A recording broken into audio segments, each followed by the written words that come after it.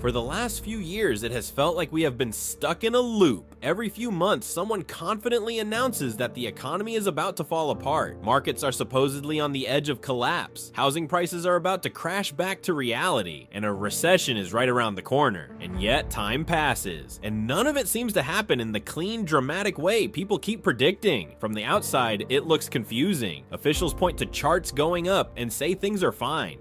But for a lot of people, that explanation feels almost insulting. Rent keeps climbing, groceries cost more every week, medical bills feel like a loaded gun pointed at your savings, and layoffs show up in the news so often they barely even register anymore. For younger generations, a college degree often feels less like a ticket to opportunity and more like a long-term financial trap. So when someone looks you in the face and says the economy is strong because the numbers are green, it feels like they are describing a completely different reality.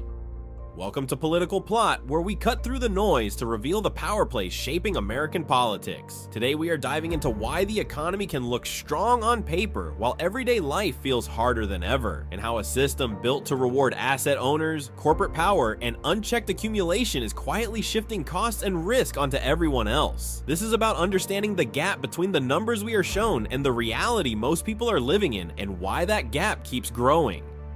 The uncomfortable truth is that both sides are right in their own way. This really is one of the best economic periods ever recorded, but only if you already own assets. If you had money in the market a few years ago, chances are it has grown dramatically. If you bought a house before prices exploded, your net worth likely climbed without you doing anything at all. You did not need perfect timing or secret knowledge. You just needed to already have money.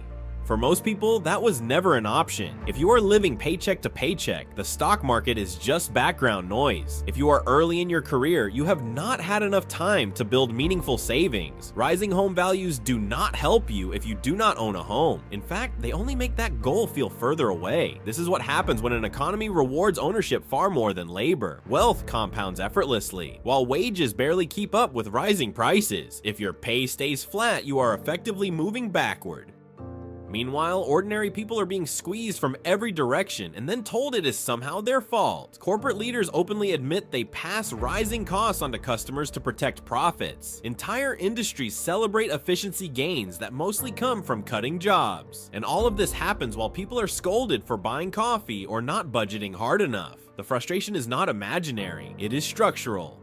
Data centers are not abstract concepts. They are massive physical structures that consume enormous amounts of electricity and water. In some areas, utility bills rise, not because residents are using more power, but because overall demand has surged due to these facilities. Local communities absorb the cost while receiving none of the long-term benefits. They deal with noise, pollution, and falling property values. Also, companies can chase the next efficiency milestone. It is a striking example of how the costs of innovation are socialized while the rewards remain private.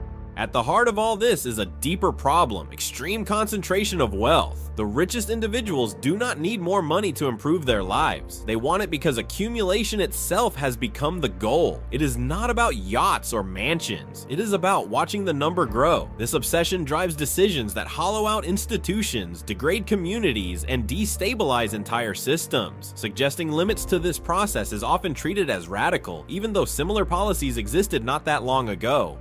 There was a period when working people shared more directly in economic growth. During times of crisis, governments expanded labor protections, invested in public goods, and taxed the wealthy at much higher rates. Businesses still thrived, innovation still happened, and a strong middle class emerged. Companies openly took pride in paying well and supporting their workers. Profits were seen as the result of doing things right, not the sole purpose of existence.